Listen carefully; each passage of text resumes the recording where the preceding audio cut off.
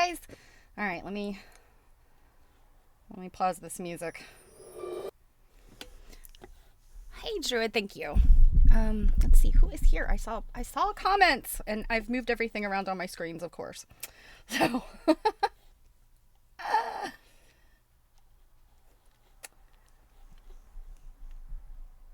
hey, Robin. I knew somebody else was in here. Happy Friday. Or, I'm sorry, Friday Eve. I don't have a good handle on my week, I guess. So you guys like the music?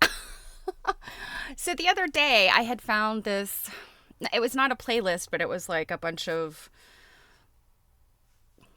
short clips. I don't know what to call them. They were just instrumental, and I just picked a couple, and it was on YouTube's, what is this called? YouTube. It's like a royalty free thing. I can't find it again. I couldn't find it again today. So I went to YouTube's audio library and just found the stuff. And I actually was late getting started today because I kept listening to different ones and was like, oh, I don't like this. So that one was supposed to be ambient. There were a couple of songs or clips by artist or group called Jingle Punks. And I thought they sounded interesting, so that's what you got today. Yeah, one day we will have a intro music that doesn't get me in trouble.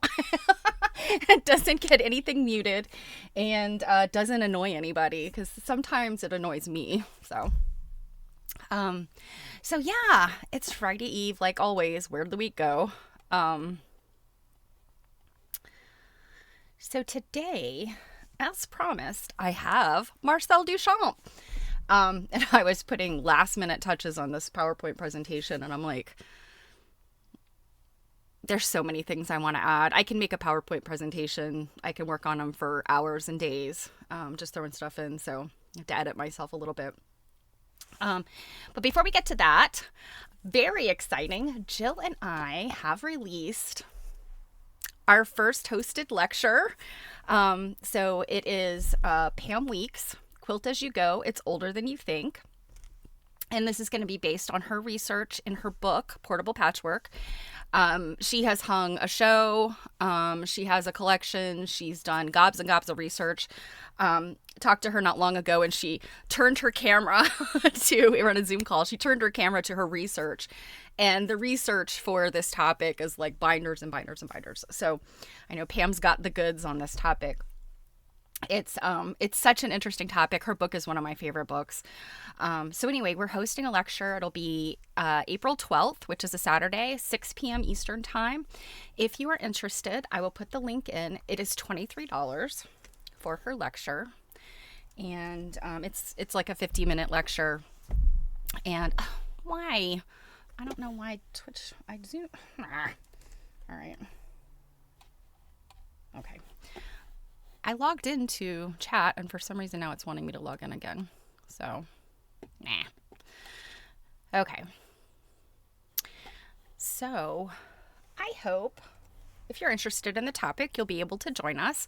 It will be available for a week afterwards. So we'll do the recording, and Pam gave us permission to make it available for a week afterwards. We'll have a link and a password and all that stuff. So it is no big deal if you can't make it on the 12th. You'll have a week if you're interested. If it's not something that you're interested in, I would love it if I could ask a favor. If you belong to any groups or guilds or anything where they allow you to share and post things like this, I would love for you to share it and, just say, Cake sent me. So, yeah, Jill and I are in the process of posting all the different places. And man, it is almost as much work to do all the social media postings and all that stuff, at least for me. I think Jill is kind of like, okay, post it everywhere.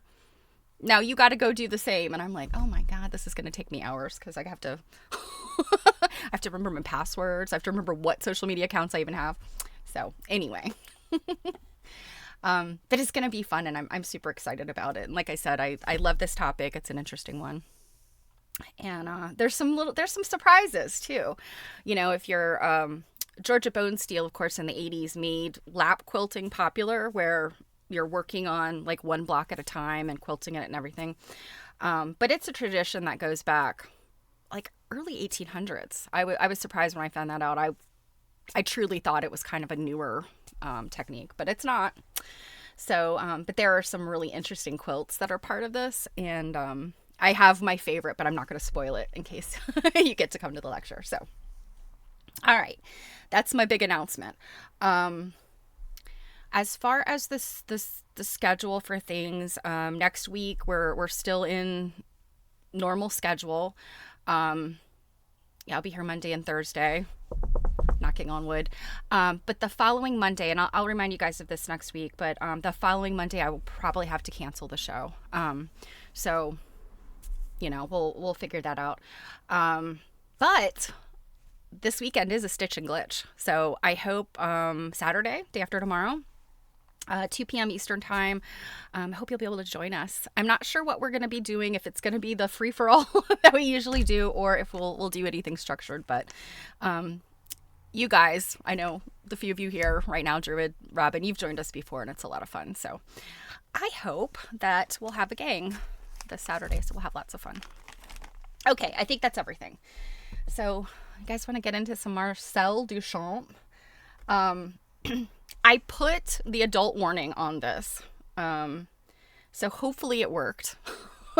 And not so much like I'm afraid you guys are going to get mad at me for not having to like click that, yeah, I'm willing to watch this Twitch porn, but rather to make Twitch happy and to not get me that like you're peddling smut thing. Because Twitch does allow adult conversation and adult topics. They will not mess with your monetization, but you have to tag it as such. So, fingers crossed. We're not gonna, there's not a whole lot of full frontal nudity here, but there's a little bit. And it's towards the end. Oh, Robin, you crack me up. Yeah, Jill gets mad at me, man. Every time it's like we talk about, well, there was the chicken sandwich weekend. And I can't help myself. I love a snack. All right. So let us get to this. And of course, are my notes going to show? Let's see if I do this in presenter view. Okay. Got it. All right. Awesome. Okay. Now the question is, what screen do I put my notes on? All right. Here we go.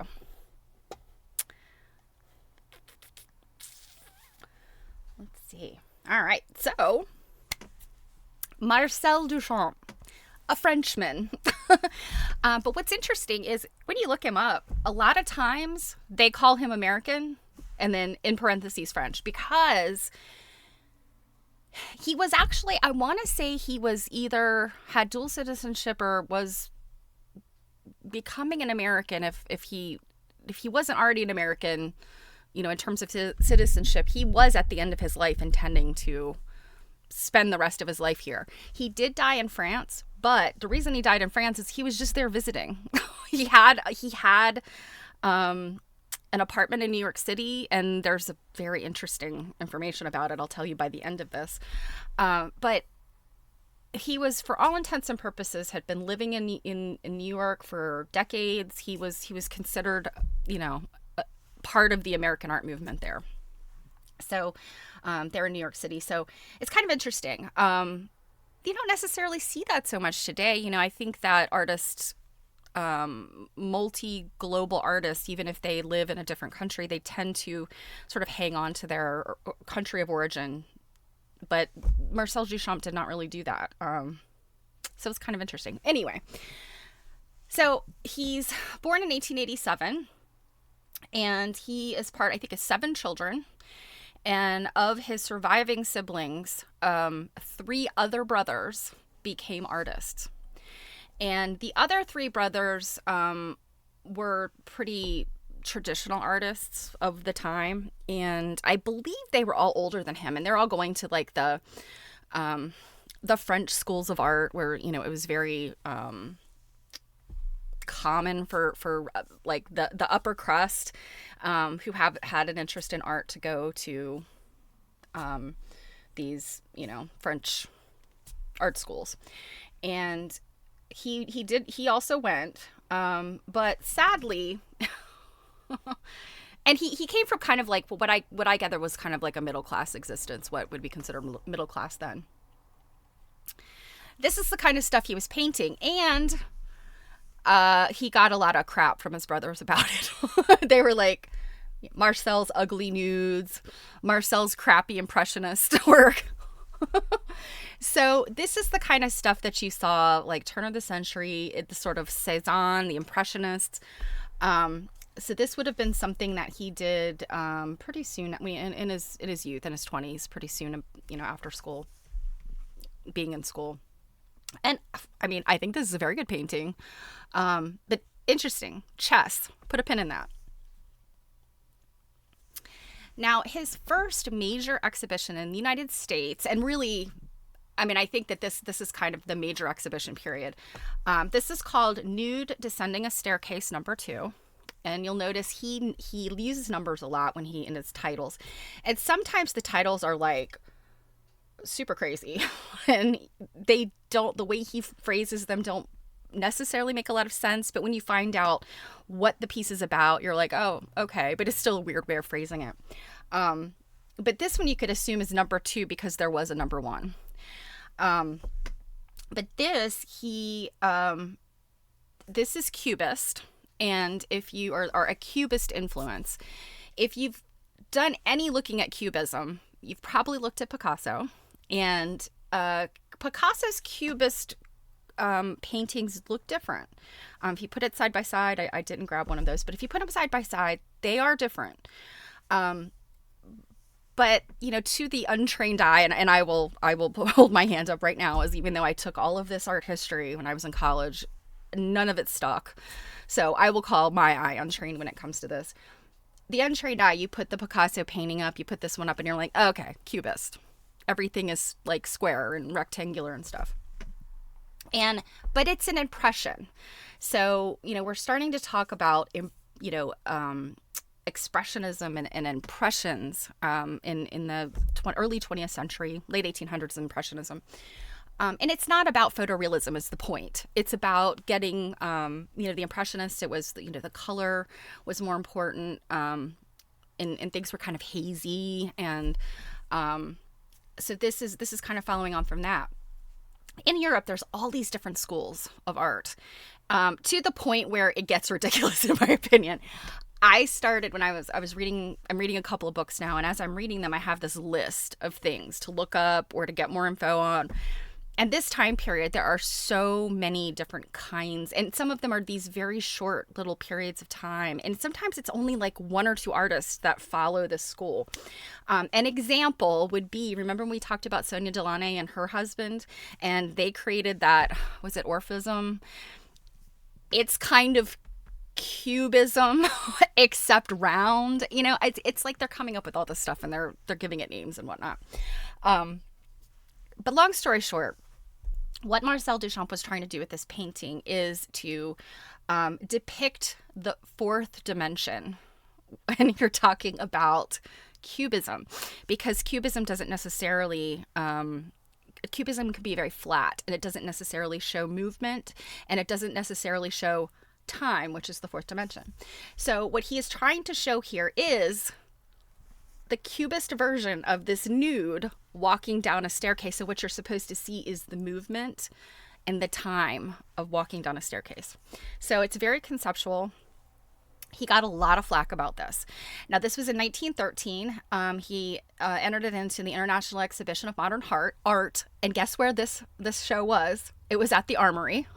So if you guys remember the New York City, I think it's the 69th Street Pier Armor, or 69th Street Armory. The pier is something different.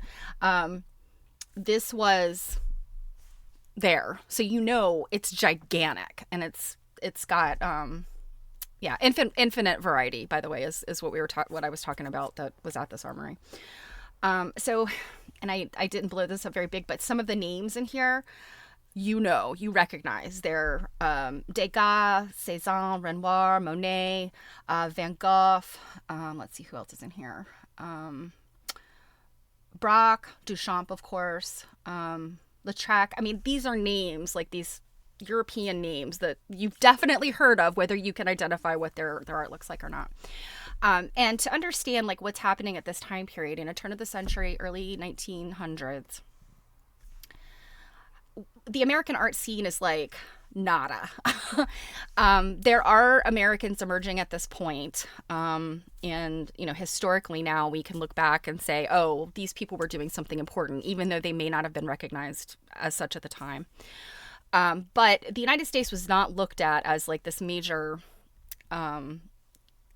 place for artists. You know, it was just like everything over here was like the nouveau riche and the Americans, they're trying to, you know, get in on this. And if you remember, we talked about Rauschenberg. For those of you that watched the Rauschenberg documentary about the Venice Biennale, that was 1964. And they were still like, look at these foolish Americans trying to get in on real art. Like they still had that attitude. So at this point, you know, all of these artists being shown in New York was kind of a big deal for New York and kind of a big deal for the artists. And he did not have a great experience putting this in the show. He kind of got some flack about it, and he kind of walked away from the show kind of disillusioned. And a lot of this early period in his life is sort of disillusionment. He's not painting things that are very cutting edge according to everyone around him. The interesting thing about this is that a lot of people looked at this and said, well, this is not exactly Cubism. Although, again, untrained eyeballs, I'm going, that's Cubism. But what people were saying was they were connecting him from Cubism to the Italian Futurists. Now, I did not grab pictures of the Italian Futurists because, again, you could go down so many rabbit holes with this stuff. But what the Italian Futurists were depicting during this time period are like industry, technology, like paintings of factories and stuff like that, like the landscape, like the city line factory. Their stuff was also kind of abstract, but you could definitely see this technological aspect to it. And so, you know, they're looking at his stuff and they're saying, well, you're kind of connecting this Cubist, you know, ideas to these Italian futurists. And again, I don't think he loved that. I think he wanted to be known for his own thing. And oh, will he very soon. So this is early Duchamp stuff again. This is when he's still painting. He does stop painting. But what we see him starting to develop is this interest in science and mathematics and machinery. And what these are, you see here, this painting in the middle is a chocolate grinder. Let's see, what is the French? Did I have this? Breuse de chocolat is the name of this in French. And the painting in the middle is chocolate grinder number 1. And then this one here that's on this publication here is chocolate grinder number 2. And you can see the one that's on the magazine cover is not a painting. I want to say there's some collage elements in it. And he really played around with, I mean, and this image is identical, really. You look at it and you're like, oh, it's the same thing. But he would do these series of work. And some of this stuff never saw the light of day. Some of it got destroyed. Some of it, and we'll get around as we look at some of the other stuff. Some of it is only preserved in sort of anecdotal evidence or some photographs. And it just doesn't exist in the real world anymore. The Blind Man was a magazine created by Man Ray, and you may or may not be familiar with him, but he was a photographer, very avant-garde. He's got some weird connections. I won't go down that rabbit hole. Based on what I've learned about him, he was not a very good guy, somewhat of a womanizer in like the worst kind of way. But he and Duchamp are friends, and he's working in, you know, kind of a realm that Duchamp was also in sort of their headspace about art. So the chocolate grinder, very famous. The coffee mill is the other one of his last handful of paintings. And both of these things are going to come back much, much later in his life. And it's so interesting when you look at his whole body of work and you start to see these things over and over again. And even it might just be like a little snippet, or it might just be the general shape. But once you put all the work together, you're like, oh my God, this man, there was like a master plan at work.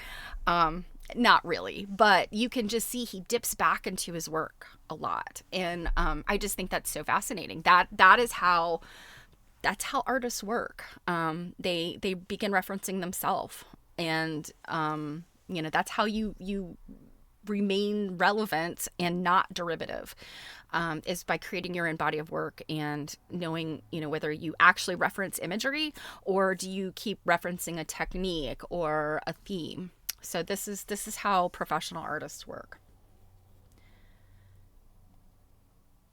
So the movement he gets to be known for, once he says, no mas with the painting, he becomes known for the movement called Dada.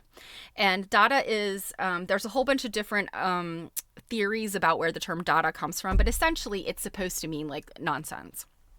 And Dada is a response to World War I. It is, and I will read you what Wikipedia says about it because I think I couldn't come up with a better description.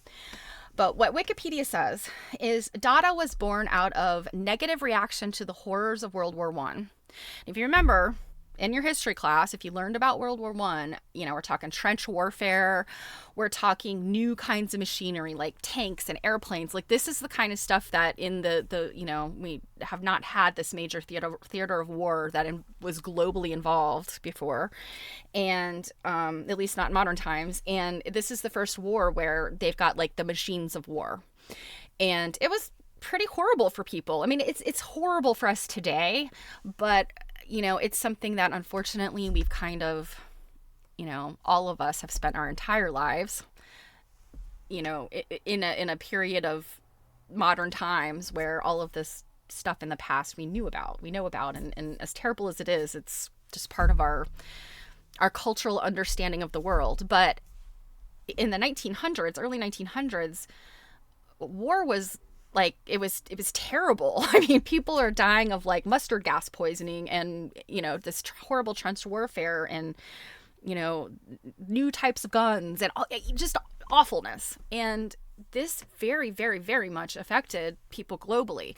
Here in the United States, we often talk about these major cultural shifts after the Civil War and, how people perceive, death and patriotism and all this stuff. World War I, totally different thing. And you think about people that lived through these times.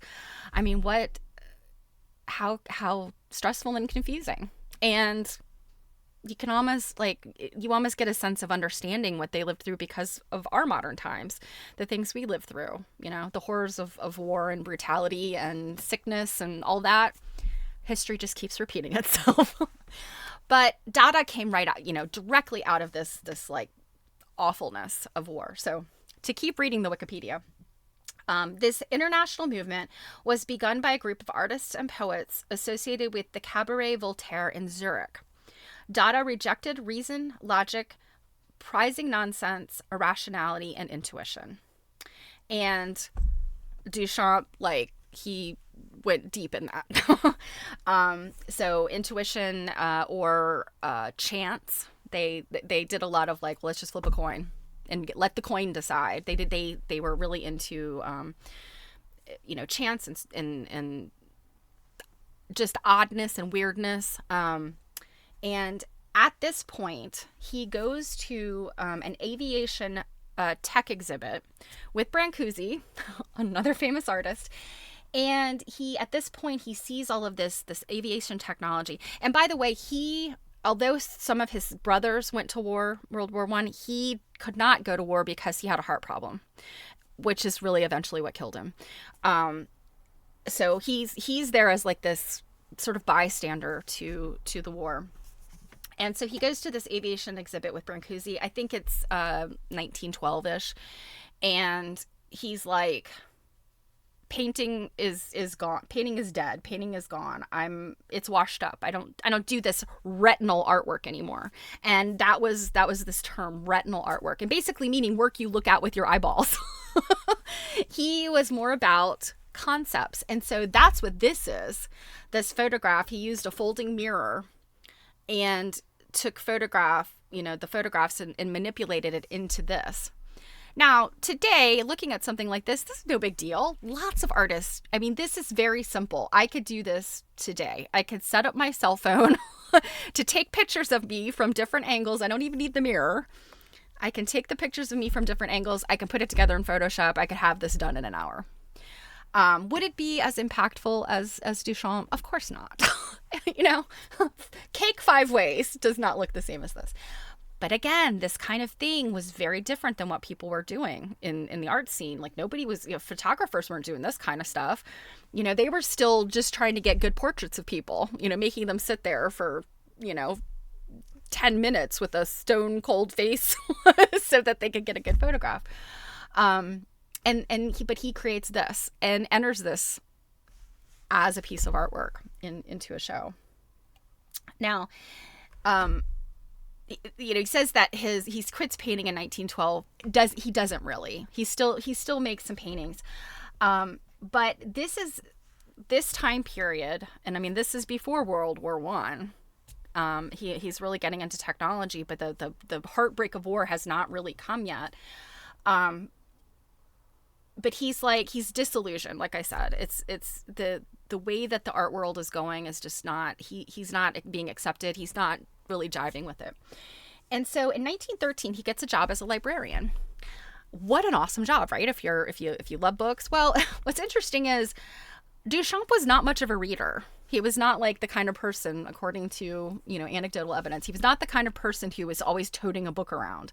He's not the kind of person you're going to find just kicked back in a hammock reading a book at any point. He's not a reader. So people are surprised. Yet he gets this job in the library. And what he does while he is doing this library work is he starts brushing up on mathematics and physics and, all this scientific stuff like engineering, I think essentially is probably a lot of what he was looking at, because again, the rise of the machines. We've got, aviation is, the newfangled thing in the early 1900s. And again, leading up to World War One, we've got all of this technology developing, and he's fascinated by it. So next thing that happens is probably something you're well aware of if you know anything about Duchamp, and it is these. This is the stuff that really put Duchamp on the map, and also people were like, what the hell? Who do you think you are? You call yourself an artist. And what these are the ready-mades. And what is interesting about these, I know when we talk about art history, and particularly people who are not into modern art or conceptual art, again, look at this stuff and say, oh, I could just, grab some crap out of my house and sign my name to it, turn it upside down, and it's art. Yeah, you could, but it wouldn't have the same meaning because there is meaning in this. It's the same kind of thing, like, people look at abstract art, the abstract expressionists, Jackson Pollock and the dirt paintings, and people look at that and say, oh, I could do that, or my kid could do that. But again, it's not the same intent and meaning. And really what you're looking at here, the intent and meaning really has not a lot to do with the piece, the thing. It's about the idea, the concept behind it. And so out of Dada comes conceptual art. And conceptual art is not something that was really big at this time period. Like, Duchamp is kind of the only one doing it. It's not until like our lifetimes, the 60s, the 70s, that conceptual art really blows up and becomes a thing. And that is coming out of, pushback to things like Vietnam and all of, social unrest and things that are happening in the 60s. And, so again, history repeating itself, but that's the time when this stuff is still not necessarily accepted at the end of the 20th century, but more people are buying into it. And this kind of thing is just ubiquitous now. Lots of artists do this genre of stuff. And try to push the envelope further and further and further. But to get back to what these are, so first of all, the one that was really the problem is the urinal. And this one, let's see. He called it Fountain. Its title was Fountain. And it's signed R. Mutt, M-U-T-T, 1917. And he entered this into the Society of Independent Artists exhibition in New York City. And what was funny about this exhibition, first of all, he's on the board of the society. So challenge number one for this. Challenge number two is that the society said, we're going to put on this show and the entry guidelines are going to be so loose that essentially if you walk in here with a piece of artwork, we're going to take it. Which, again, would not happen today because, if a gallery said, or any kind of show place says, just bring us your artwork, we'll take it all. People are going to come out of the woodwork with all kinds of crazy crap, and they're, this whatever entity is going to be forced to take it and show it. But in 1917, this society thinks this is a good idea. They shot themselves in the foot because Marcel Duchamp enters this. Now, reading about this, it appears that he himself did not just walk in with this. It was submitted by another person, and there's kind of some controversy. But what it appears to be, it's a woman that he was friends with in the Village, basically, which the Village of New York was not the Village yet, but one of those artsy people was a friend, and she submitted this. And R. Mutt was written on there because he couldn't put his own name. So, again, there's all of this like intrigue and mystery behind this. And this picture that you see here, this is the original one. There are more of them, or were more of them. But this is a picture taken by Alfred Stieglitz. Stieglitz being the famous photographer, Georgia O'Keeffe's husband. So this is like the kind of exciting part of this is all of these artists knew each other and they're interacting, and that's what's so cool. This picture by Stieglitz is the only evidence of the original fountain. And the information about a person possibly being involved that was not Duchamp in entering this is on this little tag. It's got this woman's address. So that's the evidence that he himself didn't submit this, but he kind of went around the back door. This did not actually get shown. They covered it up. And, again, it remained sort of this like, who the hell does he think he is? And again, the only evidence is Stieglitz took a picture of it. Now, eventually he gets known for this, and there are more of them. And some of them look exactly like this, and some of them do not. Some of them have a little bit of a different shape. So this ready-made, the urinal, or fountain, as it is titled, becomes editions. He makes editions of them. And there are, I can't remember how many of them are out there, but, they do exist.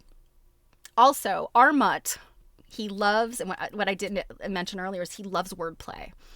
And so R. Mutt comes from, the original urinal came from a company called, it was like J.L. Ironworks, J.L. Mott Ironworks or something like that. And so Mutt is a play on Mott.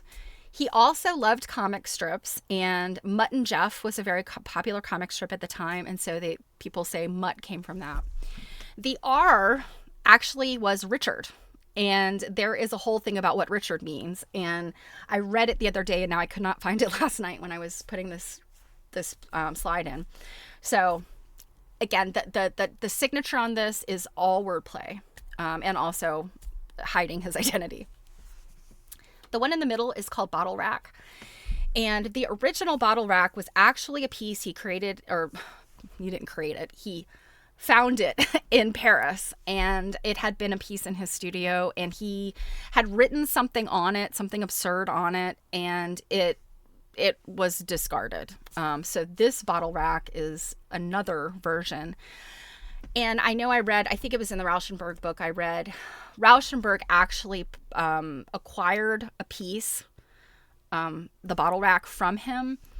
And it was not the original, of course. And legend had it that what he wrote on there was something to the effect of, I can't remember what I wrote on the original. Marcel Duchamp. So he's very he's playful. He's very playful, very tongue-in-cheek, and really very irreverent about his art. He's not precious about his art. It's no big deal that this stuff gets broken, discarded. He'll make another one. He'll find another bottle rack that looks generally like the one he originally had, and he'll sign it, right? That pisses people off. People are like, again, how dare you? What about this is art? Well, we're going to get to that, but what I will mention, I will give you this sort of preview here. Start thinking about, look at what you're seeing here under the bottle rack, and we'll get back to that. Bicycle wheel. This one's also very famous. However, he never entered it. He never showed it. This was actually in his studio, and it wasn't until he was much older, his old age, in the 60s, when this sort of emerges as this quote unquote ready-made piece of art. But what he was doing with it is, again, this kind of looking at negative space. So we're going to circle back to that. This is a piece. So the ready-mades, again, he gets known for this, just taking an object and putting it in a different context and it becoming art. And people don't like that. But I think this one is sort of the perfect explanation of what he was doing conceptually. And he conceived of this in 1911-ish. And I've read this a couple different places, and I'm not sure how they know this. If there might have been a sketchbook. He tended to have pieces of paper as documents that he would write things on. So it's entirely possible that there's some kind of documentation like that. But he conceived of this long before he actually made it. And when I say made it, he basically signed it. He put on there's this little copper plate here. And what this says is, or what it's called is, in advance of a broken arm. And as I was doing my Marcel Duchamp research, I ran across a little YouTube video of these guys that I think they'd made their channel about art, but I don't know that they were artists, curators, art world professionals, because they didn't say any of the stuff I would have expected them to say about this piece. When you, without even looking at the piece, if you shut your eyes and you just hear, I've got this piece of art called In Advance of a Broken Arm, and it involves a snow shovel, you immediately, most people at least, immediately can conjure this picture, right? Picture of somebody going, there's an unexpected snowstorm. I need to go shovel my sidewalk or my porch steps or whatever. And you're running out there with the snow shovel and you slip on some ice and there's your broken arm. This is concept art at its best. He just has to show you a shovel and give you this title, and you come up with the image and story yourself. I think it's brilliant because I love imagination. I'm not a huge fan of poetry, but when you run across a poem that just conjures up this scene, whether it's interesting or not, I mean, there's nothing interesting about somebody falling and breaking their arms shoveling snow. But the fact that an artist could do this, right? Oh, you immediately thought of sliding down a hill on a shovel. See, and that's your frame of reference, Robin. Also, you have that experience of people, and I remember that too, is when you're really little, you can sit on a snow shovel and kind of scoot. Again, I'm thinking of my dad and my grandparents running outside to have to, and I always worry about them when they were older and please don't go out there, let me go, I'm a child, I could shovel. But it conjures up this idea for you, and that to me is what's brilliant. Like I said, poems that can conjure these ideas and images and memories, I think are really powerful. And the other piece of it is this the shadows that these things create. Now, these images are from Christie's, and there's some really cool Marcel Duchamp thing on the Christie's website. I don't know if we'll have time to look at it, but if we do, I'll pull it up, but I kind of think we won't. But This was one that Christie's auctioned, and they hung it, and with all the pictures so that they could show like what this piece is about. Much like the other pieces, there's multiples of these. There's not just one. He made series of things. And when we think about Andy Warhol, there's a lot of Warhol work out there because he did these screen prints, and most of them he did not make himself. But we still value Warhol's work for this graphic nature of it and what it meant to the art world. And so Duchamp is kind of the same thing. Again, he's not precious about the materials or the objects. He obtains or makes things, and they are what they are. So this is more of the ready-mades. 50 cc's of Paris Air I love because it's conceptual and it's ridiculous. And Hat Rack I love because of this. This is what it does. And this is what I meant by how these objects sit in space and what they do. And this one in particular is shown in a way to cast the shadow. And I think that's brilliant. It doesn't, I think that there were some references to like an octopus, that it's got this kind of undulating tentacle look. It's very much the eye of the beholder when you look at something like this. Now, 50 cc's of Paris Air is super, again, tongue in cheek. Like he buys this little thing, this little ampule at a drugstore in Paris.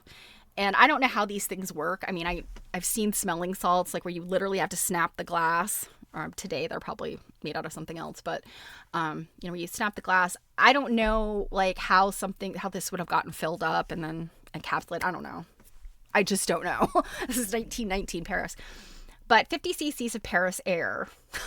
And this is the artwork. And he puts this little label on it. Well, in 1949, this thing gets broken. And they had to repair it. The museum or wherever it was being shown had to repair it.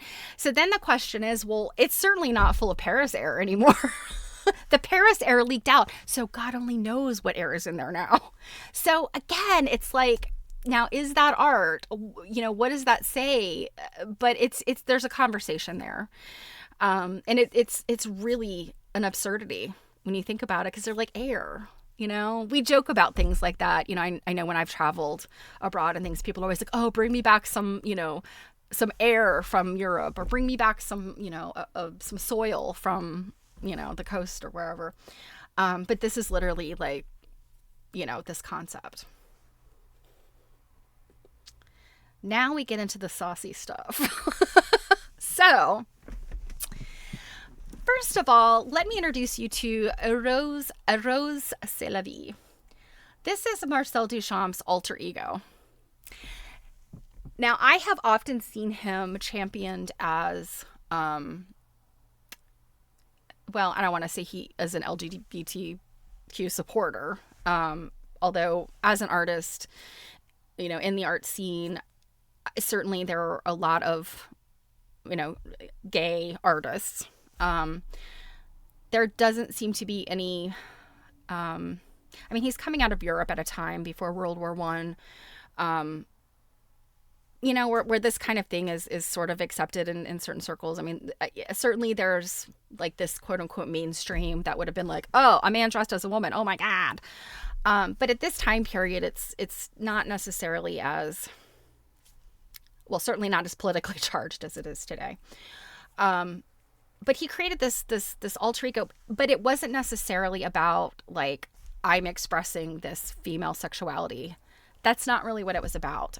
So while he does get championed as this like, oh look, Marcel Duchamp could become a woman, and yes, and not really. So that was not his intent, although I don't think he would have an issue with it being seen that way as a champion of LGBTQ rights. However, A Rose C'est la vie was actually a wordplay, and he sometimes signed it as Rose C'est la vie, and sometimes it's Rose with the extra R at the beginning.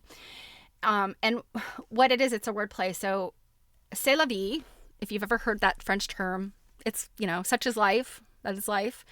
And eros is referencing eros, eros. So love or sex. So love or sex, such is life. And that's what eros et la vie is referencing. Now over here, 1921, he makes this piece. And it's a bird cage. And inside the bird cage are sugar cubes, except they're not really sugar cubes. They are made of marble. And the original, the very first version of it, I want to say there was something engraved on the actual cubes. Later pieces, they were just chunks of marble. And apparently at the time he made this, it cost him quite a bit of money to have that marble cut down to these little cubes, and it's milled so that it looks like sugar cubes. And also in here is a cuttlefish bone, which is sticking up. And then there's supposed to be a thermometer in here as well. Oh, here it is. I'm sorry. I've always been like, where is the thermometer? It's right here, sticking out. Now, here's a funny story about this. Apparently in the 50s, at some point, this piece is being shown in New York, and Robert Rauschenberg goes and sees it. And I think he's with Jasper Johns. He's with another artist. And he goes and sees, that might have been John Cage he was with. Anyway, he goes to see this, and he's like, and he reaches in because he's going to steal one of these cubes. And apparently they got stolen often. He's trying to ease one out of the cage when a docent or a security guard comes by and it's like, hey, what are you doing? And he's like, oh, I heard that these were actually marble, even though they look like sugar cubes. I was just checking to see. And the response is, yeah, well, we're not supposed to touch this crap. So that's funny. But the response to this piece was, again, it was a play on materials. It's kind of a joke. Like, people think these are sugar cubes. And when you go to pick up the bird cage, it's really, really heavy because it's marble in there. And so it's kind of a surprise. Now, the other thing about it is the title, which is written on the underside, the bottom of the bird cage, is Why Not Sneeze, Rose c'est la vie. In this context, sneeze is a euphemism for orgasm. So this is where we see, like, oh, Marcel Duchamp, not only being an absurdist and a funny guy, he's also kind of a pervert. And he is going to insert stuff like this all along, you realize. Sometimes it's tongue-in-cheek and it's laughable, he's making it funny. And other times it's, I don't want to say serious, but it's more straightforward and in his way. But it is truly about, like, love, relationships, sexual intimacy with your partner, this kind of thing. Now this piece, and let me move the chat because it is covering it up.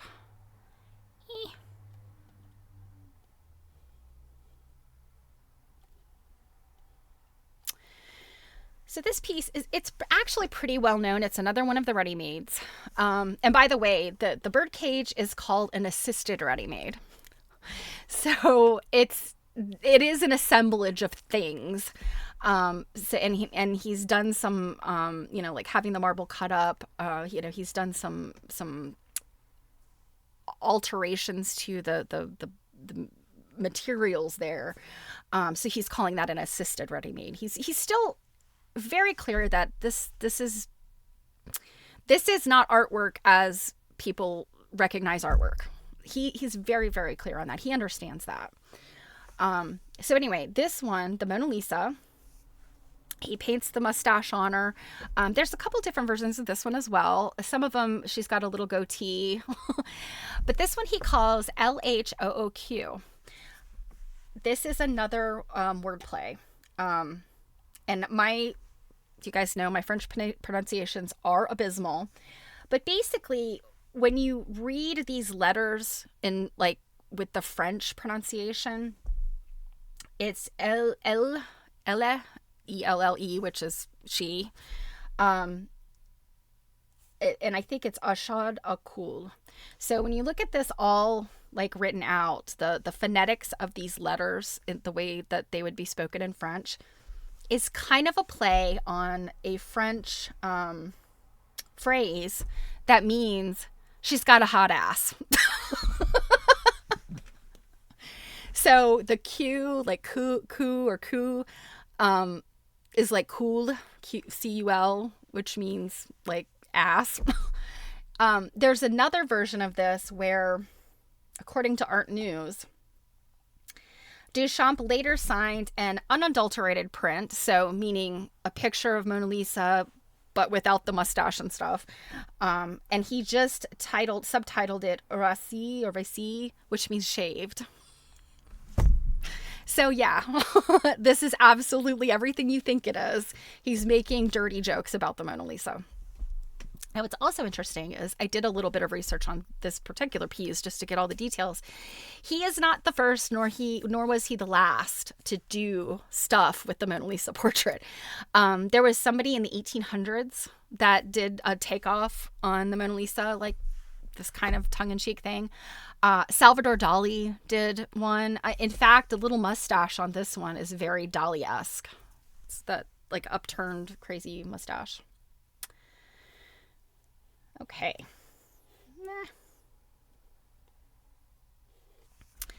Now, this is a big deal. This is called Large Glass, or The Bride Stripped Bare by Her Bachelors Even. And of course, there's this super long, beautiful sounding French title that, but it's translated as The Bride Stripped Bare. And there is so much that is interesting about this.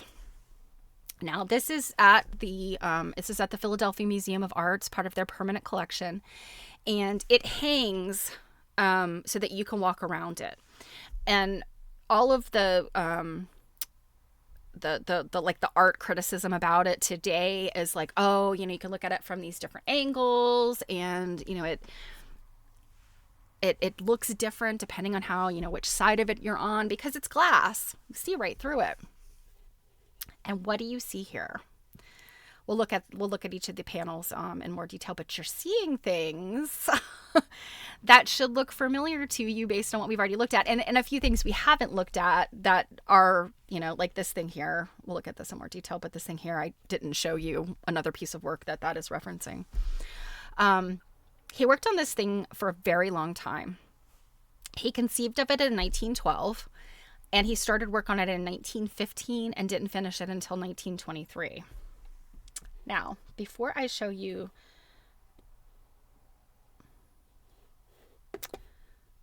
each of the panels, I want to show you this. This is called Dust Breeding, 1920, by Man Ray. Again, his friend Man Ray, photographer. And you can see Marcel Duchamp down here. And what this is the panel, the large glass, while he was working on it. And apparently it sat in his studio untouched for a really long period of time, and it gathered all this dust. And let me go back. The materials this is made out of, again, it's glass, and he used lead foil and lead strips to create this stuff, to create these shapes.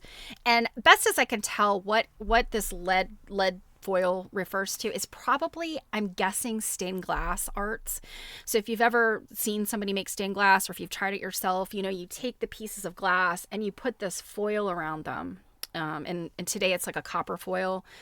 And then, you'd put these copper foil edged pieces together, and then you would put the lead, melt the lead in between. Today, of course, it's not lead. It's a tin alloy that melts the same way but does not poison people.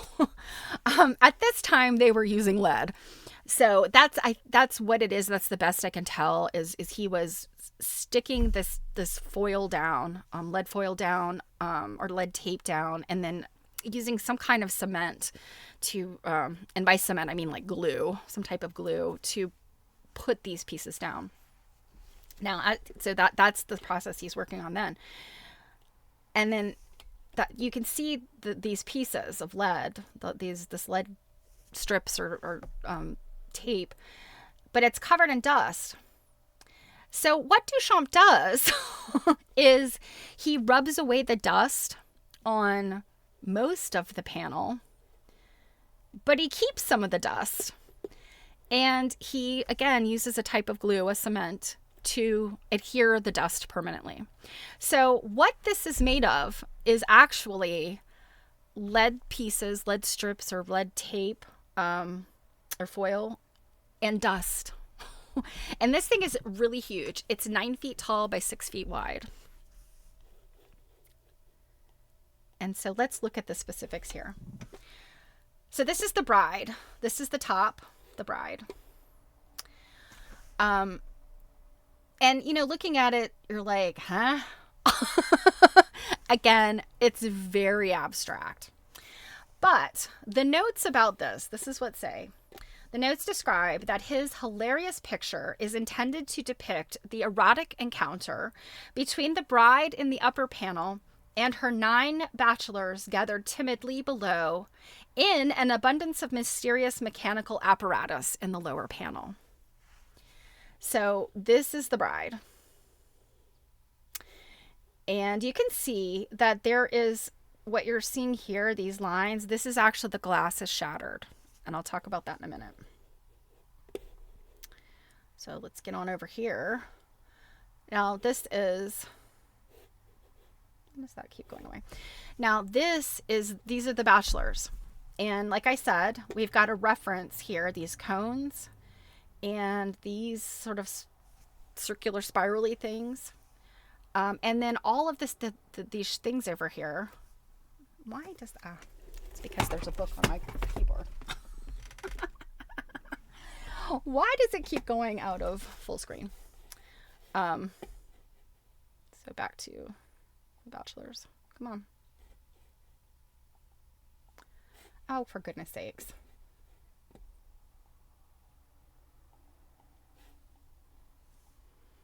You guys, why do these things happen? All right.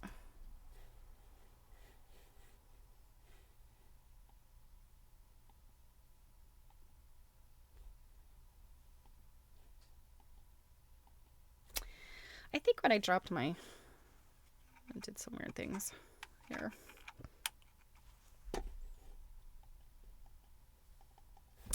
Oh, for goodness sakes. All right, bear with me a minute, you guys. I love it when things go crazy, like right in the middle.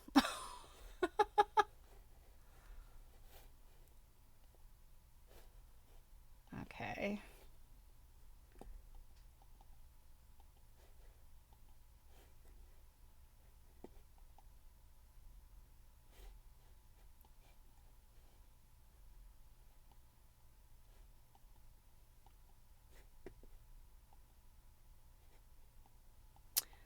Okay. Yeah, bear with me while I get back to where we were. Ah, okay. Sorry about that. Okay, so we're seeing, again, this stuff that we recognize. We see the chocolate grinder. And within these little pieces, which are supposed to be the bachelors, there are references to other types of machinery that appeared in his other works. And like I said, we haven't looked at all of them.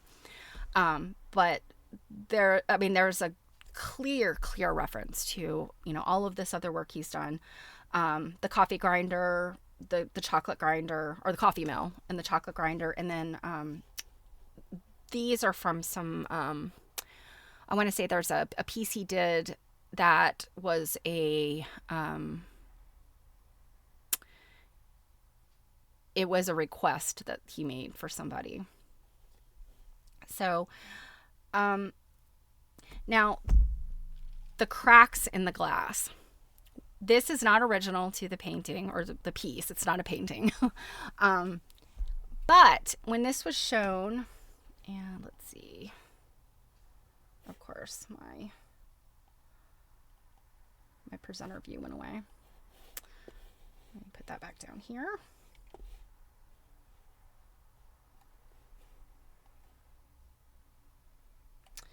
So this is shown in, let me find, oh my goodness, why? I don't know why this won't go away.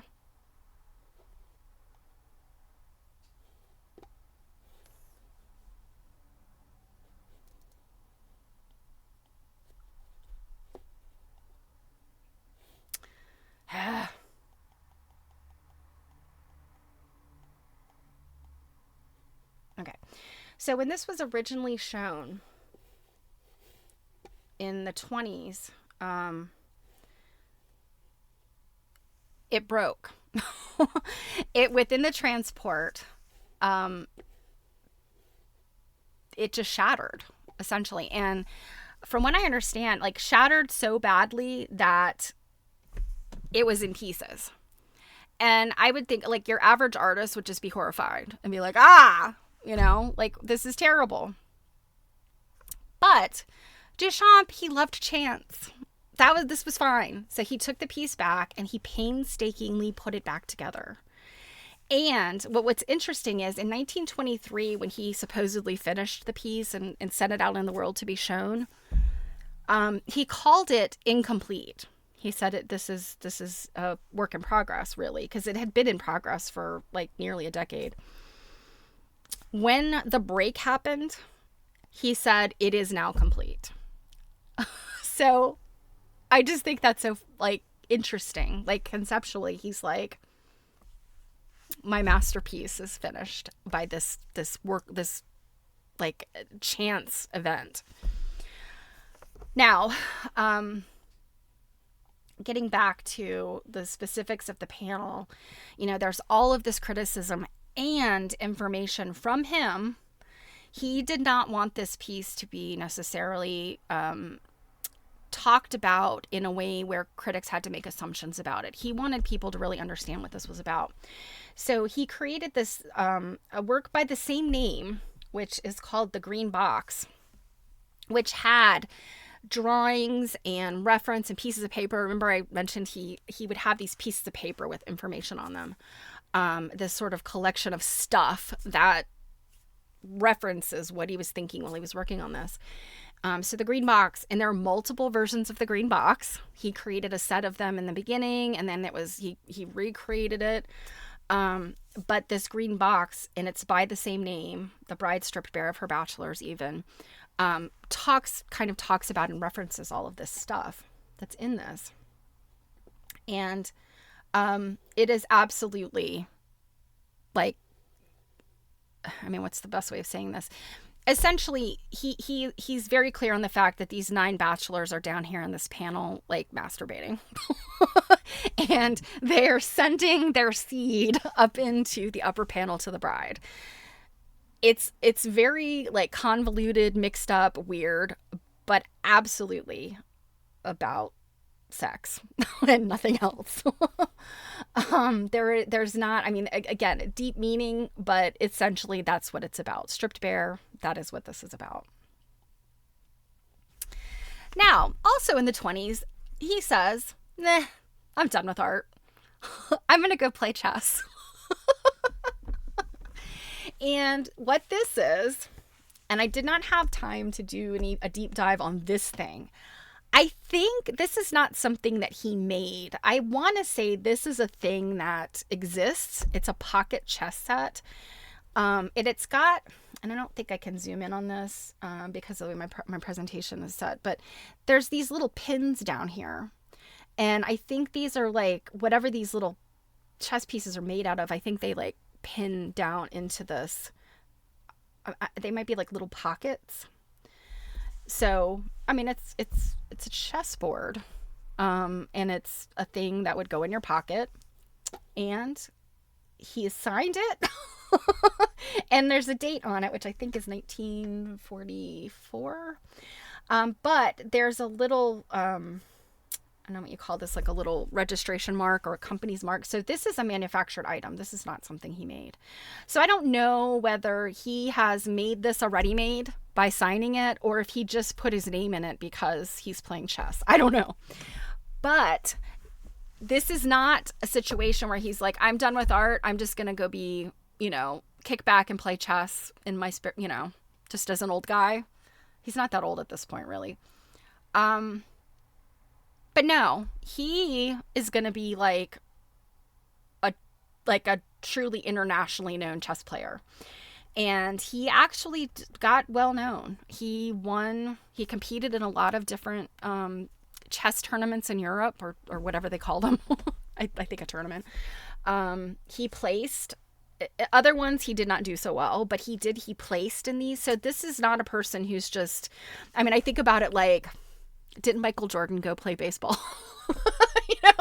And golf, he actually gets good at this other thing, which is so interesting. And so at this point also, 30s, 40s, 50s, he's in New York.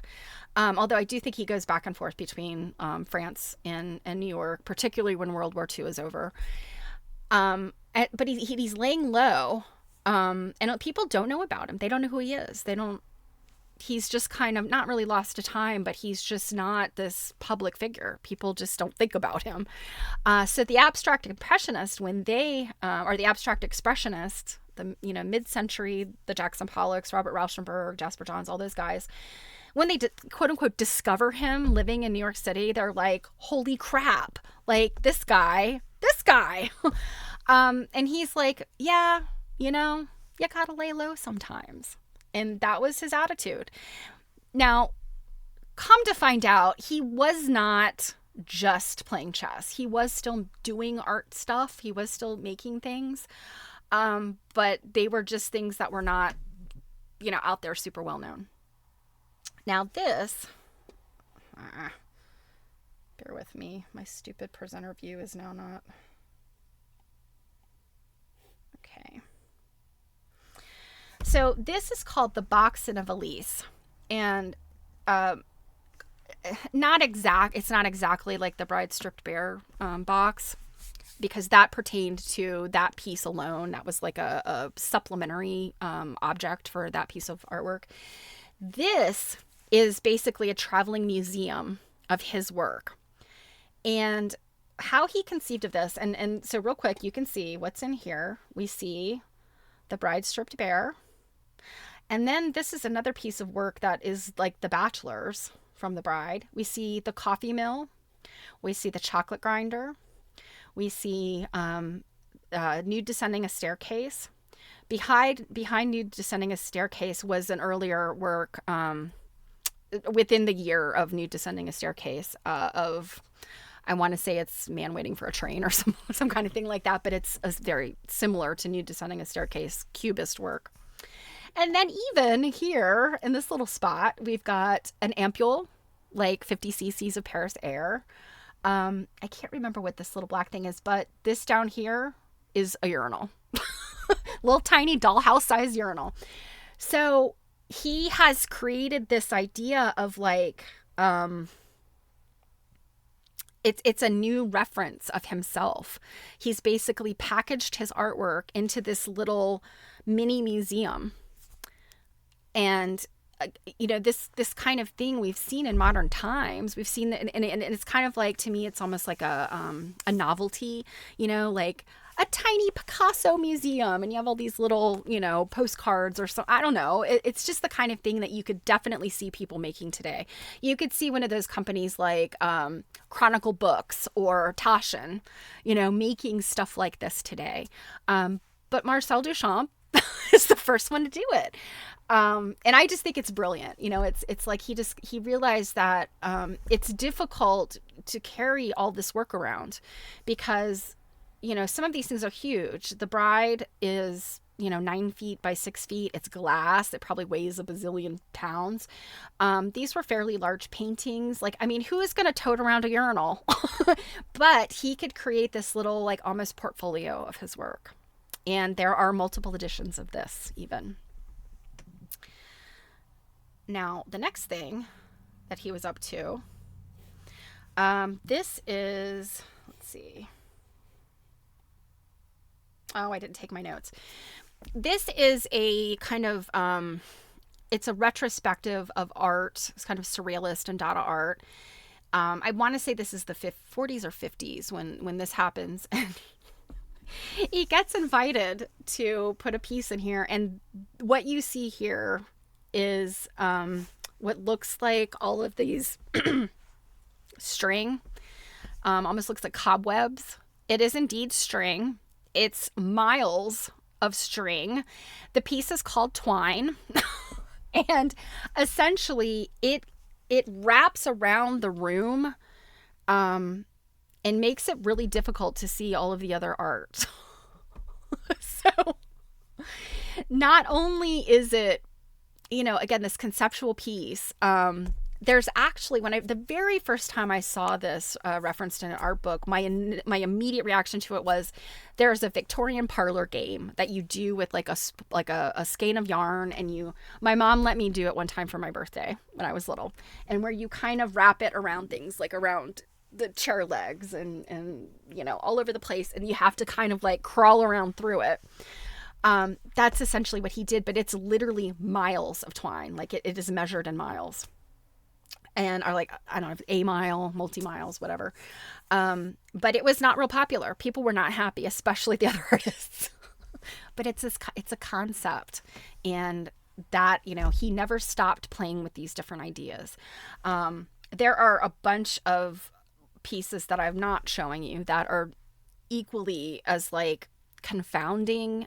But when you step back and you think, oh, that's kind of brilliant, it pisses me off.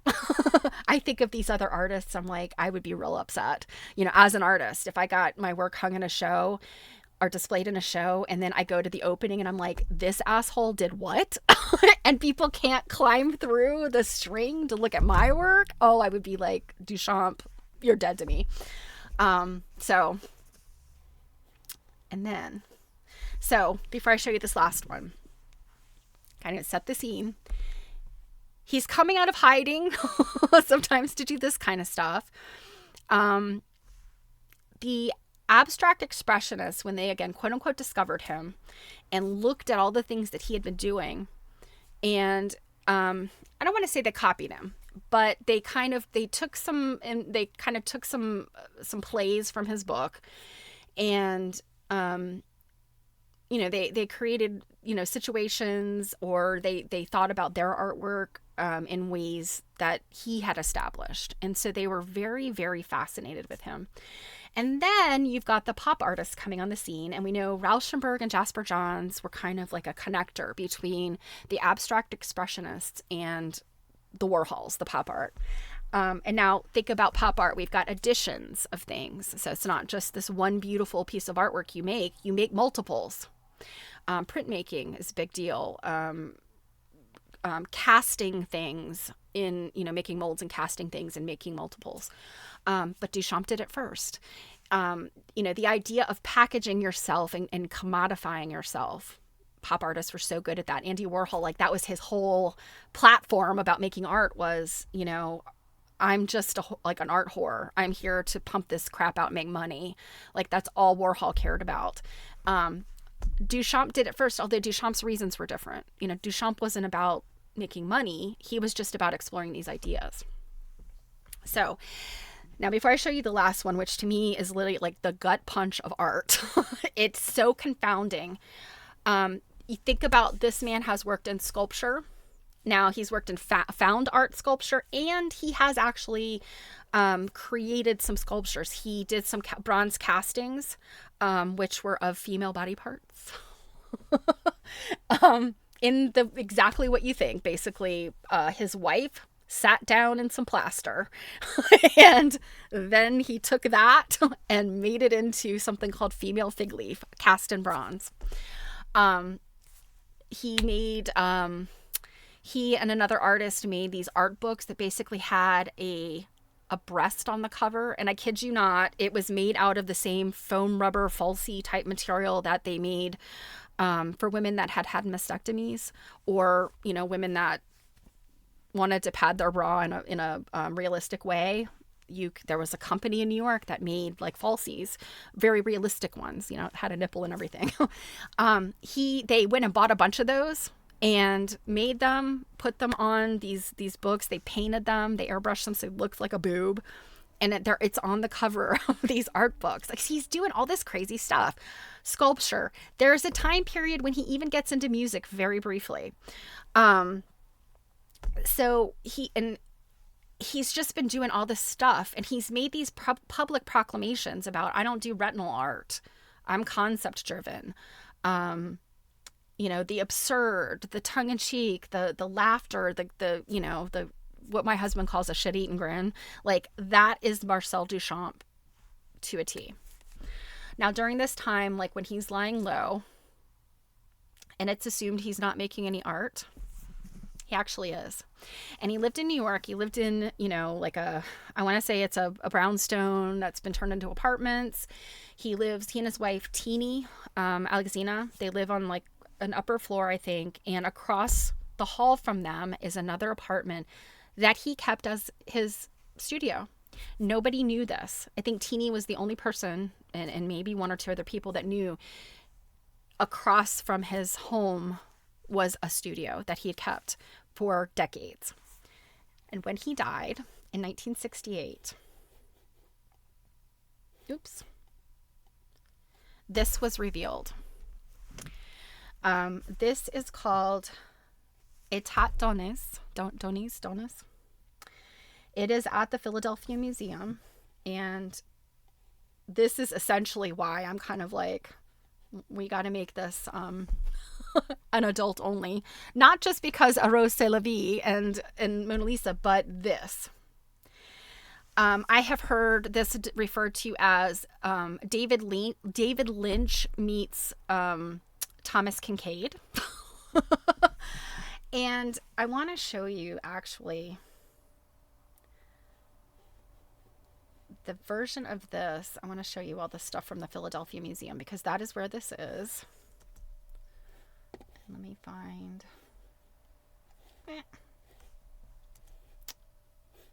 Why will this not go away? All right, bear with me, you guys. Let me go back to me for a minute. And I'll talk about it as I look for the link I wanted to show you. This piece was a complete surprise to most people. It was unknown. Nobody knew he'd been working on this thing, and he worked on it for like 20 years. It is a huge, huge, vast departure from what he was originally doing. It looks very different, and I'm gonna zoom in on it again in a second. I just want to get this link. And you're gonna see it is looked at in a very special way. So this is the Philadelphia Museum of Art. And I believe it's their permanent collection. It is housed in a room, which has this door, and you don't go in. In fact, nobody goes in. From what I've read about it, there is one person who is allowed inside. He is or they are like some sort of engineer person who can, if there's something that needs adjustment, because there is a moving part in this. So if there's something that needs adjustment, a light bulb burns out, the moving mechanism, this person can go in there and fix it. But this piece came with instructions. It was set up in his studio in such a way, there were literally like measurements, angles, all kinds of things. And the way there's an entire binder that explains how this piece gets set up if it's moved from his studio. And when you go see it, right here are two holes in this door. And this door came from his studio. It was set up in his studio. And you have to like press your eyes against the door to look in these holes. And here's the manual. Here's the binder. And like so even after he died, and it was his widow worked on the release of it, and had it shown. It was shown one time in the apartment space to a very small group of people. And they brought an artist in, a woman who took Polaroids of like every angle of it. So that exists of like in situ. And that goes along with this binder. Again, you see, there's like all of this information. And when you look through, this is what you see. And let me see if I can find, I had too many links here. Let me jump back to me real quick.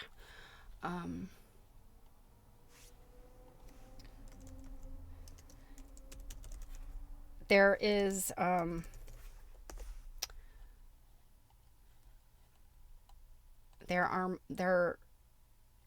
see. So let me read you what the wiki says.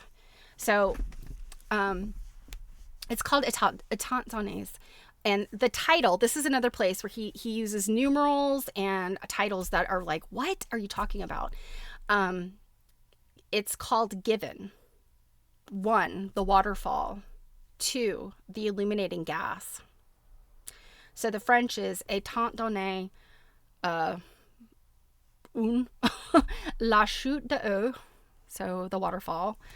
2, le gaz d'éclairage, a lantern, illuminating gas lantern.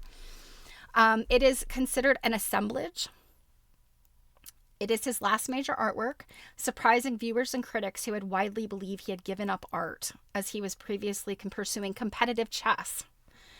The artwork is called a tableau, and it is visible only through a pair of peepholes, one for each eye, in a wooden door, and it is of a woman lying nude on her back on a hill, and it's these bundles of sticks that she's lying on.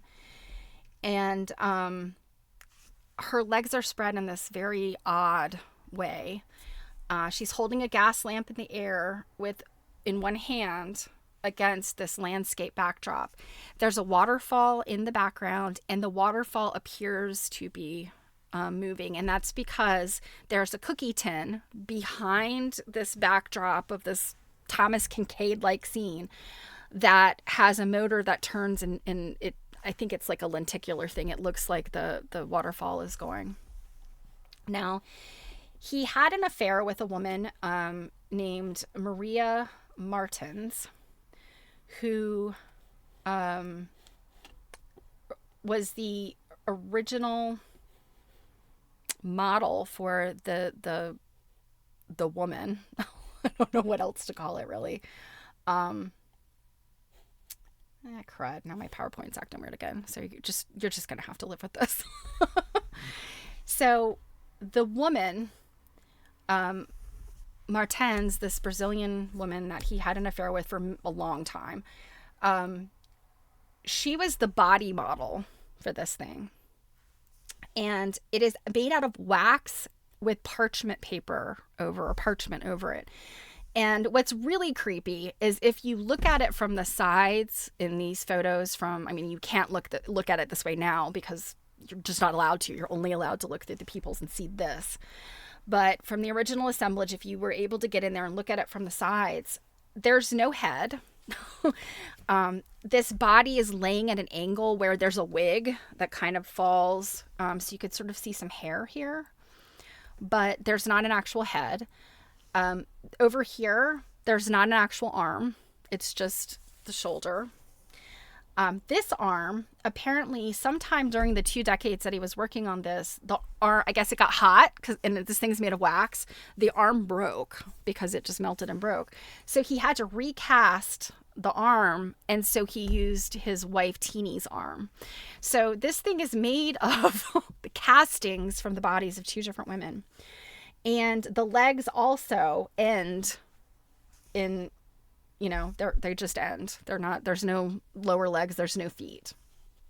Also, the genitals of this woman are weird looking.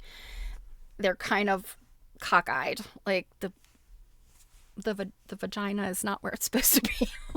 The vulva is not where it's supposed to be. And it's almost like looking at this in one way, the body is got this very like painterly, again, Thomas Kincaid like is a perfect explanation for the background, this little painting in the background.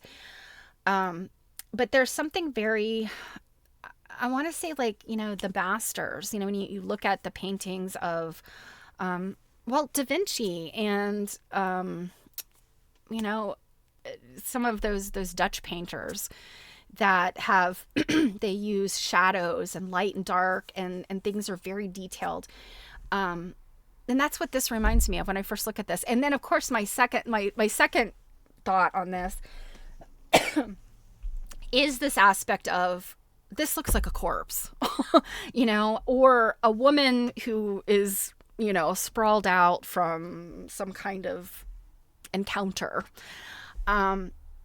Now, here's the problem with this one. While he left a lot of details about the bride, the large glass, he had all of this information about that he wanted people to know. He did not leave the same thing with this.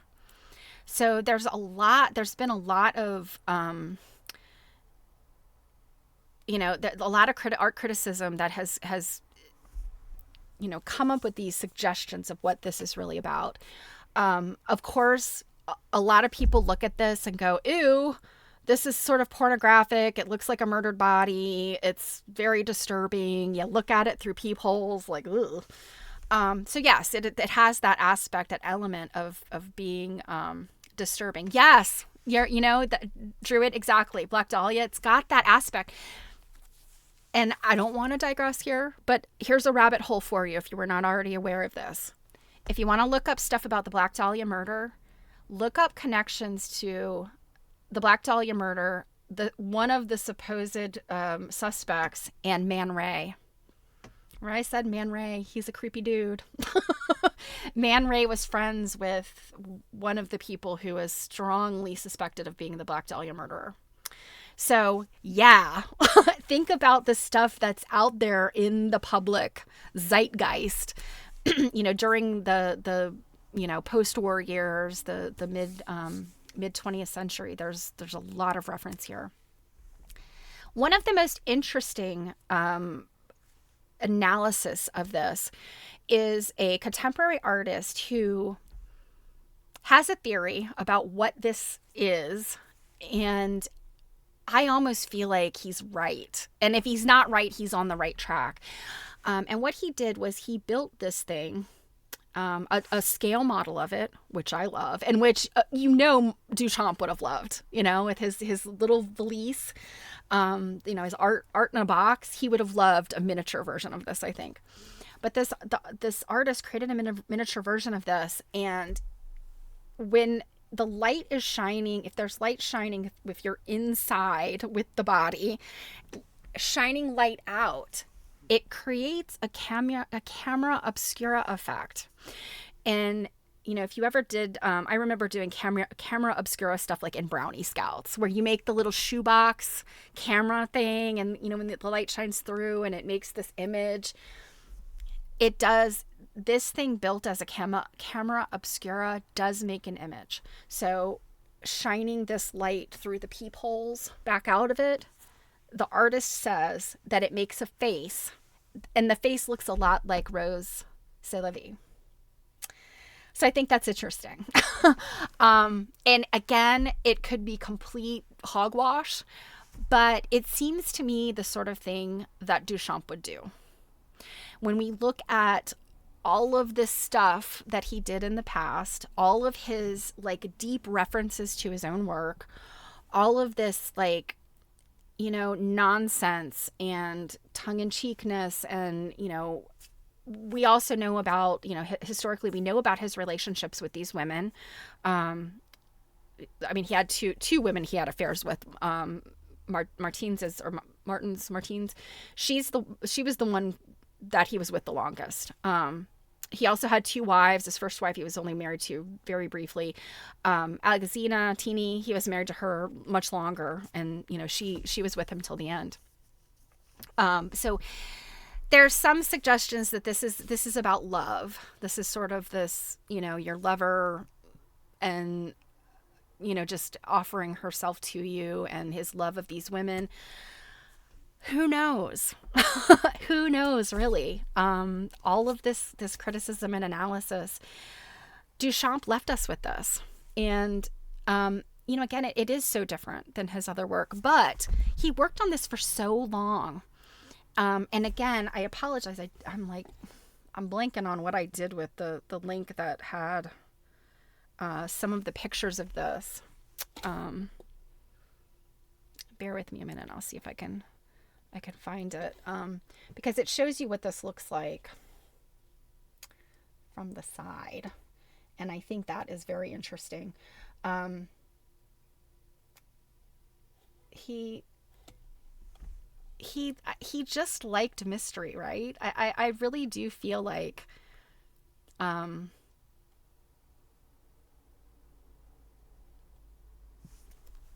I don't know. I'm at a loss for words. I just feel like he worked on this thing for 20 years. It means more than what it looks like on the surface. So, that's kind of where I land with that. This is going to drive me nuts now that I closed too many of my links. Let's see if I can find it here.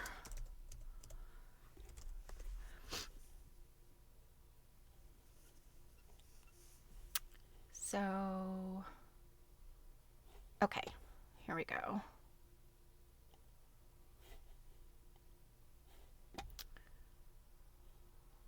So this is in artsy.net, and you can see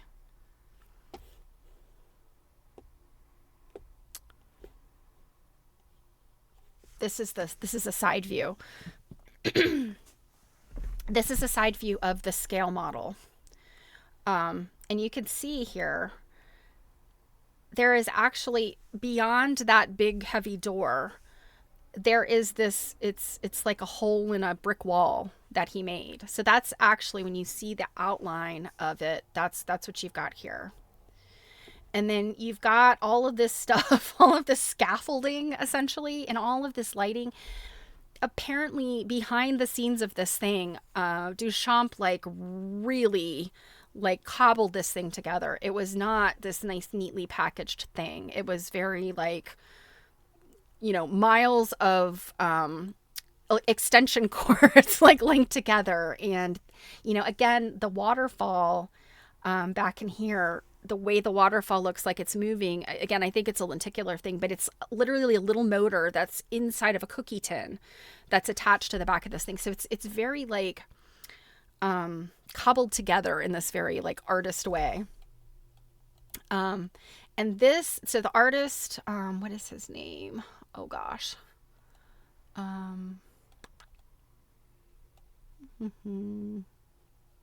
Keep saying courtesy of the artist. Now I can't find this man's name. Serkan Oskaya. And that's him. But this was what his theory is that the door, if the lights are shined outside the other way, you get this camera obscura effect. And again, I truly believe that Duchamp is forcing you to look at this only this way. You can't walk around it like you can walk around the bride. You can only look at it in this way. You can't see what's behind the scenes. You can't see all of this. And here is his theory of how the camera obscura piece works. But yeah, it's, again, to me, I feel like this is something that there's some other intent there that we just have not discovered yet. And I feel, his again, with his instructions being so precise in that binder, he really and truly did not expect them to just pick it up and plop it in a museum without very carefully measuring, and the angle and the distance and all of that. Now in conceptual art, lots of artists will put together like very specific instructions, particularly for things that, like the shovel. It can be any shovel. It doesn't have to be that shovel. And so the instructions for that might just simply be like, it gets hung this way. It has like, this title to it, and any shovel can stand in. But this one is not any old thing.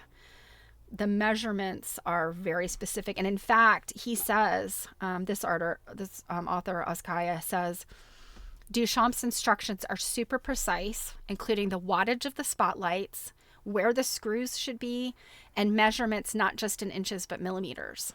So he for a person who is okay with some of his paintings or his work, I keep calling The Bride a painting and it's not. The Bride Strip Bare.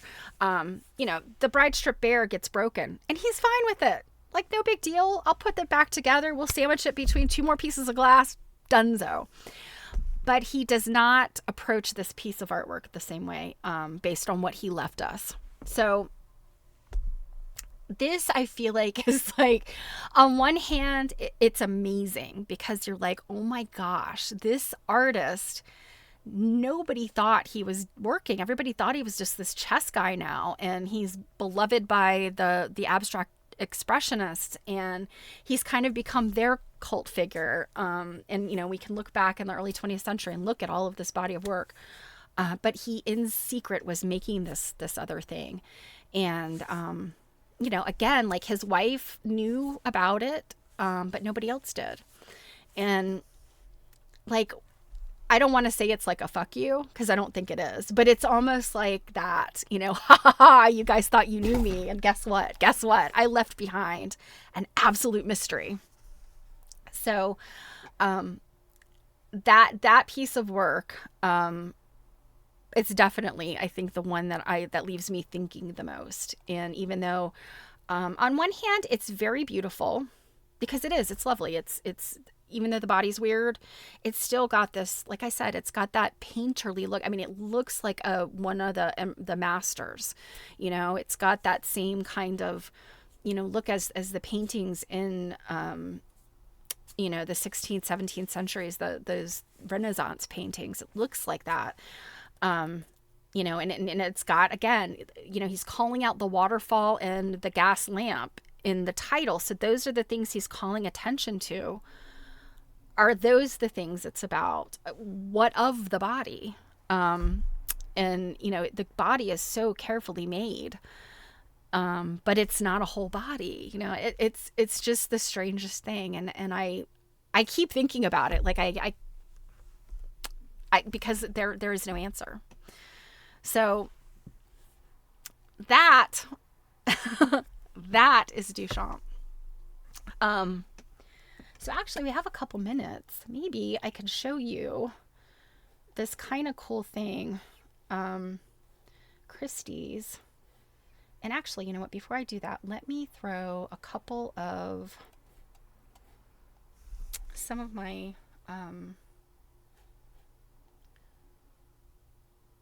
links in here, so you can go look at them yourself if you're interested.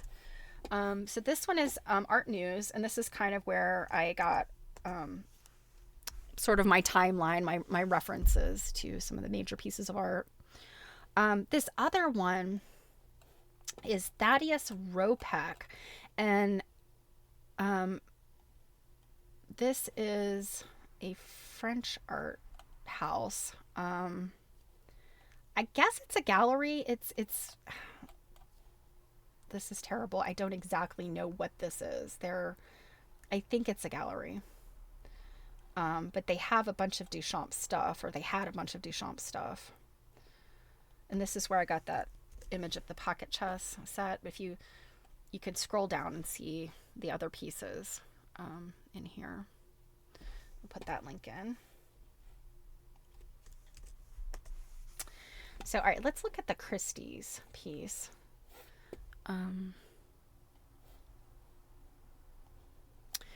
It's obviously where I got the picture of the shovel. And in here this is another close up of that little piece there, and it's signed.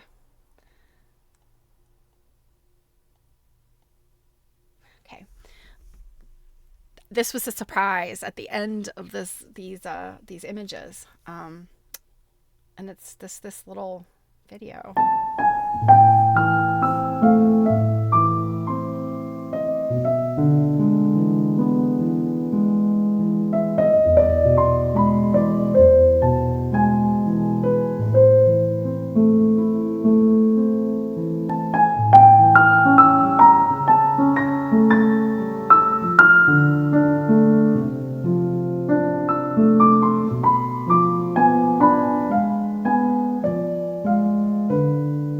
Ideas, not visual products.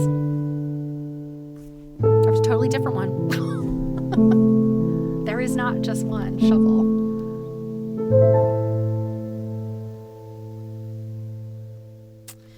So yeah, I thought that was pretty cool. 2021 was when that particular one was sold. So let me put the link to that in there too, because it's kind of cool to look at.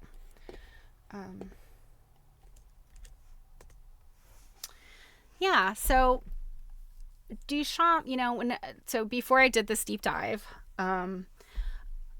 many of these things I was familiar with, other things I was not. I kind of vaguely knew about État Donné. Some of the other ready-mades, I know I'd seen them, but I never given them any thought. The fountain, the urinal was the one I always knew about. The bicycle wheel. I was surprised to find out the bicycle wheel was not anything he ever intended, to show or put in a show. I think it was only until after his death that started making it into, well, that's not true. There are pictures of him from the 60s, I think early 60s, where he's been photographed in different places with that bicycle wheel, but it was never intended to be like this major work of art. He didn't think of it that way. So I was surprised by that. I thought that he had sort of just been pumping out this stuff and putting it out there, and he really wasn't always doing that. In fact, there was one thing I read where it said one of his shows, he was delighted when he found out that there were some ready-mades that were kind of just hanging on this hat rack, not the hat rack, but this other hat rack that was in the show. And they had hung some of the ready-made stuff on this hat rack, and people paid no attention to it. They walked right past it, never stopped to look at it. And he was delighted by that, which is crazy, right? I mean, I think again, as an artist, if I have, a solo show and there is any piece of my work that I'm told, yeah, nobody looked at that, I would be like, well, dang it. I wanted people to look at that. But that was the thing. He loved this idea of creating something and then hiding it. There's another piece of work he did where, and I think it's in that art, is it Art News? I put the link in. On Art News, and it is called, let me find it. I'll challenge you to look it up yourself and look at it. It is called Three Standard Stoppages. And what it is he called it a parascientific operation. So think of parapsychology. This is a parascientific. He basically took string and he dropped it from a height onto I don't know, some sort of surface. And however it landed became how he traced this backing, this board out. And it was basically about creating a measurement, but it was this absurd measurement that was just based on this piece of string. So I think it was 3 separate ones he did, and it was all part of this thing called the Three Stoppages.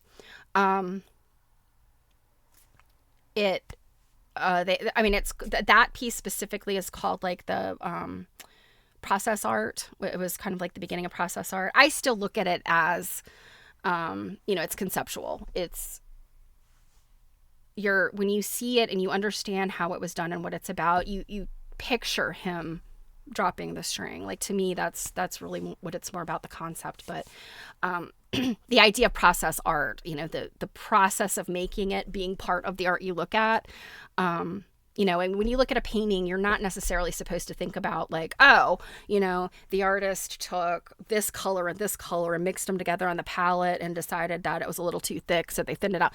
Like, you don't necessarily think about those things unless you're, heavy duty, deep dive art critic. But the intent of 3 standard stoppages is for you to think about that process. So that's kind of how process art is driven.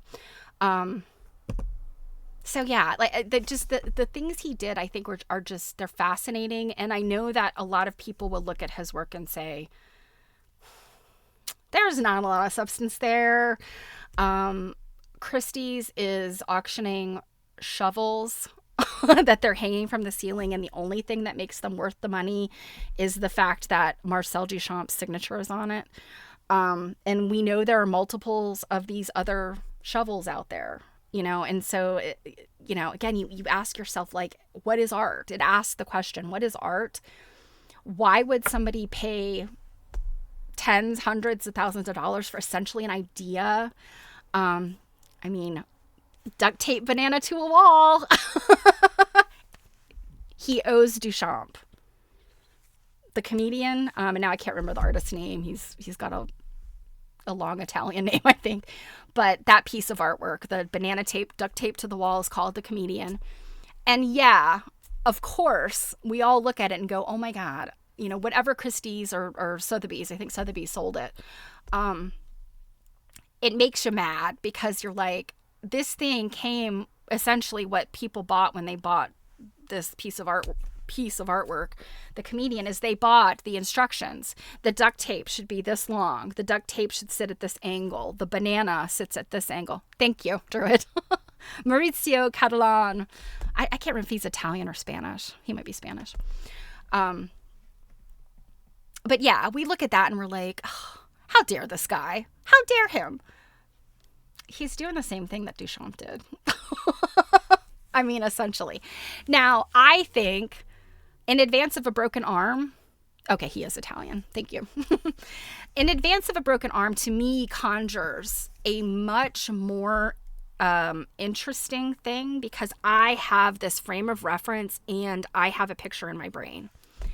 Now, Maurizio Catalan, the banana taped to the wall, a banana peel is symbolic of hee hee ha ha comedy. So you take that back to the point of the banana itself is funny and can be a symbol of comedy. I don't know. I don't have any answers here, but yeah, I guess it's kind of it's hypocritical maybe to sit here and complain about Maurizio Catalan and The Comedian, yet bow down to Marcel Duchamp. On the other hand, if you look at it purely in terms of art movements, Maurizio Catalan he's basically being derivative. Because Marcel Duchamp did the kind of thing first and he did it better. I don't know. That's the kind of art criticism that I'm willing to give.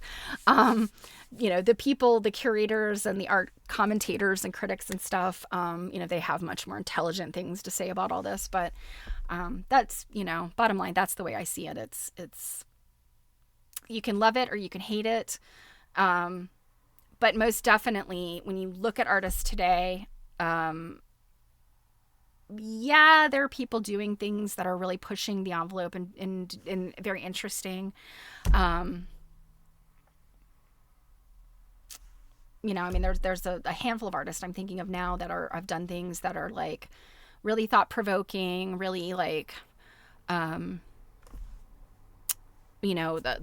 commentary and the discussion about them, even if they're things that are infuriating or disgusting or whatever. But it was these artists like Duchamp that did it first. And so today, you could go on Instagram and find any number of photography artists who take pictures of light and dark and shadow. And Duchamp was doing that with Hat Rack and the Bottle Rack. He intended for people to look at those things but also the shadow they cast, and what they stand for, and how subverting that or changing what this thing stands for, as a utilitarian object, like the urinal. He turned it upside down. Like he put it, well, they say they put it on its side, but basically the part that would be attached to the wall, he turned it upside down and he laid it down. So it, it becomes a fountain under the artist's eye. So yeah. And that is Marcel Duchamp. Thank you. We obviously have no time today to get into Carrie Hall's book, but I just really, I enjoyed this dive into Duchamp. And it's funny, I mentioned that I was putting together this PowerPoint presentation for, I wanted to have it done on Monday, and I didn't end up having it done until today, so that I could talk about Duchamp here.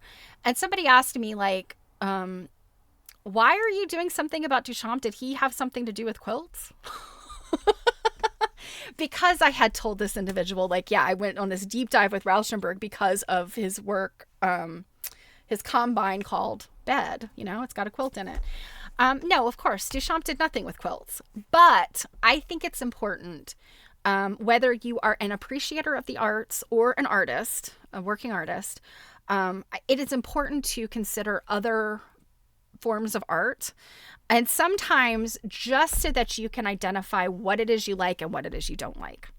So if you think like Marcel Duchamp is hogwash and you look at that, I think it's important to understand what he was working with and how he was working, so that you have a frame of reference in what is visually stimulating or what is like cerebrally stimulating to you. I have a friend who is a painter who does not look at stuff like this. And I think this person is doing themselves a disservice. I, on a number of times, have sent them, pictures and postings, like social media postings of things that I think are really fascinating. Like I sent this person a link to Luna Luna. If you remember, that's the art carnival that they, I think it's probably done now, but it was in New York, and it involved a whole bunch of different artists.